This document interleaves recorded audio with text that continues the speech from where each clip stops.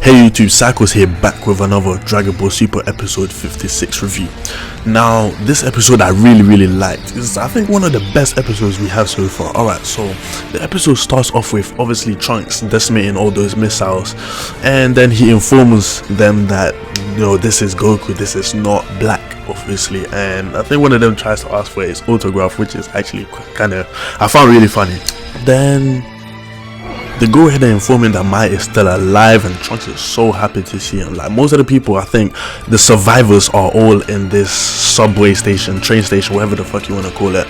So Trunks sees Mai and is really fucking happy. I think he almost fucking cried, I think.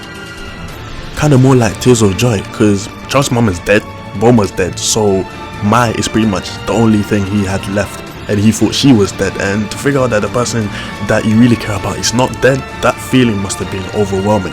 Now, more people in the subway station, especially the children, were all fucking scared of Goku. Well, which kind of makes sense because he has the face of the destroyer of their world.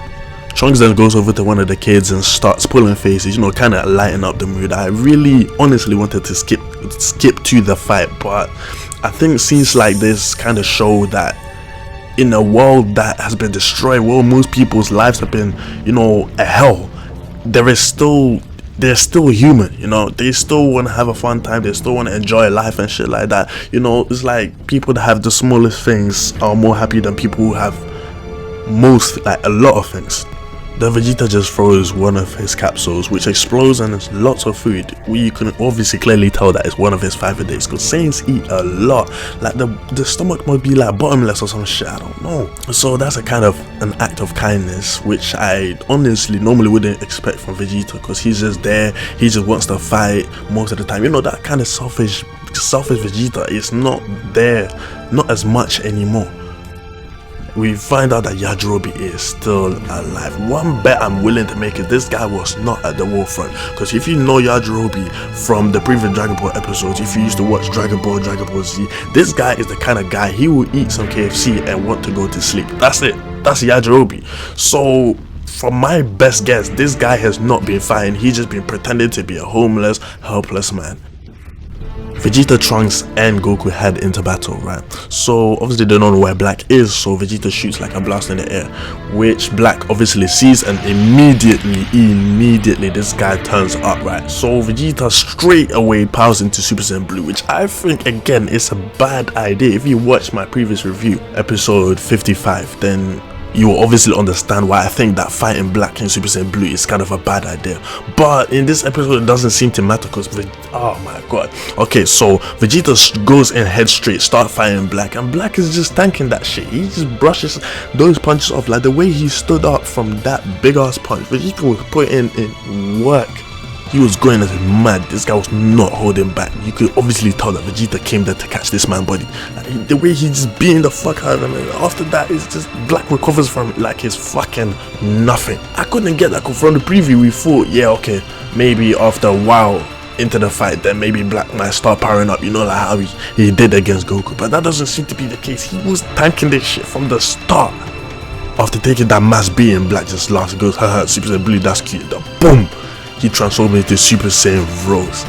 And from looking at his aura, you can clearly tell it's kind of really similar to Super Saiyan Blue. If you look at the aura, it seems like God Key. I've made a video about that, you can go and check it out. I'll put it right here.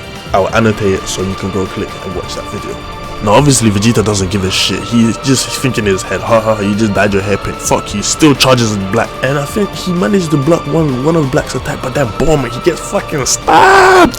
This nigga got stabbed. Oh my god, this is some GTA shit, man. When I saw that, my mouth was wide open for like a good 1 minute. I was fucking surprised. My man got poked. He got poked. Oh my god. And I think, but he coughed out blood. I think this is the second time we see blood in Dragon Ball Super, because I know it's aimed at kids and shit, but damn, he got fucking stabbed.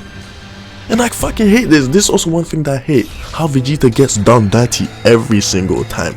Like, he starts this fight, okay, cool, but at least I wanted him to finish the fight, or at least Trunks finish the fight or something like that. But that's not gonna happen. It's just Vegeta, man. I don't blame him though. Black just ended this man's career because he just transformed back to he reverted back to his normal state, and he just falls back down. It's That was a bit too intense, man. That scene was too good. That caught me off guard. I didn't know that if Vegeta, the Prince of All Saiyans, was gonna go down, it was by a shank. He got shanked. But obviously Goku's instantly transforms into Super Saiyan Blue and tells Trunks to obviously go take care of Vegeta while he fights Black. So he does instantly go Super Saiyan Blue, like dashes off to Black and starts fighting, and it seems as if he's no match either. Like, Goku tries and he fucking fails. So he forced the fucking ground and boom. After that, Black lands and the sky opened up. We hear a voice and I knew it. I fucking knew. I predicted this in one of my videos that Black is being controlled. He is kind of like an Android situation, Dr. Yajirobe and shit. I made a video about it. You can go watch it. I'll put it in the description and I'll put it in the annotation. But I predicted that Zamasu, because he was the one, he came all the way from the sky and he landed and they all recognized him. So yes, it's confirmed. It seems as if Zamasu and Black are not one and the same person. They're two different beings, as I have predicted. But one thing that's interesting is you have to note that Zamasu has one green earring while the other green earring is given to Black, which basically makes me question the fate of Goas, his teacher, which probably has been murdered, or he probably stole the earrings and stole the time ring and went into time so Goas would never find him. I am willing to bet that is that tea that Zamasu keeps making for Goas. He keeps drinking it. He keeps changing colors, but he keeps drinking it. And after drinking, like I think the last one, he probably never woke up again. So I'm guessing that's probably how he went down. He probably got poisoned through that tea, or it's either Zamasu killed him or Zamasu stole the fucking earrings and the fucking time rings. I really freaking enjoyed this episode, right? I think it's the best one so far in Dragon Ball Super, right? So the situation is, how are they going to defeat Black? Because this guy is stronger than both of them in their base form. So what I see here is either a fusion between Goku and Vegeta, and I don't think it can be Potara earrings because they ain't got none. It's gonna have to be the fusion dance, and yeah, it's gonna have to be Gogeta fighting Black. But I think once they fuse and try to fight Black while as Gogeta, they have to do the job very quickly, because if Black keeps taking those hits from Gogeta and they prolong the fight, they make it longer than it needs to be, and they keep fucking playing around with him, obviously Black is going to get stronger, because from fighting Goku in Super Saiyan 2, he's able to surpass Super Saiyan Blue, which is past Super Saiyan 3. Besides, that kind of fusion only lasts for 30 minutes, so I don't think it's in the best interest to start dicking around and shit. Now, it may seem as although maybe Trunks has not reached Super Saiyan Blue and he would not be fighting Black, although I think he offered to fight Black first. It seems as if from the preview, looking at the preview episode, it seems as if he'll be fighting Zamasu instead. So I think that's something useful for him to do. I mean, he is stronger. He has Super Saiyan 2. So I think he has what it basically takes to fight Zamasu. And I think it's only fair that he fights the maker of his nightmare, because if it was not for Zamasu, none of this would have happened. So I think it's very fair that Trunks goes head to head against the person that started all of this, you know, the originator of all this, like this whole problem. Guys, how do you think this is going to end? I honestly think it's going to have to be fusion, because I don't see any other way, unless Goku uses what? Kaioken and Super Saiyan Blue, which probably might match Black, possibly might match Black, but to be honest, I don't think he can keep that up for long unless he has been training it. But honestly, I think it's gonna have to be fusion, and once they have performed the fusion, they have to body him before 30 minutes runs out. And I don't know if because they are in Super Saiyan Blue form, which is basically more power, that the fusion lasts less than 30 minutes, because for the last time I remember, the more power you have, the less longer the fusion lasts. Because I think in GT, I know most people hate GT, but I'm gonna bring it in anyway. In GT, because they were in Super Saiyan 4, that like the fusion didn't really last the whole 30 minutes. I think it was about 10 possibly. But yeah, I really like this episode. Trunks better fucking kill Zamasu.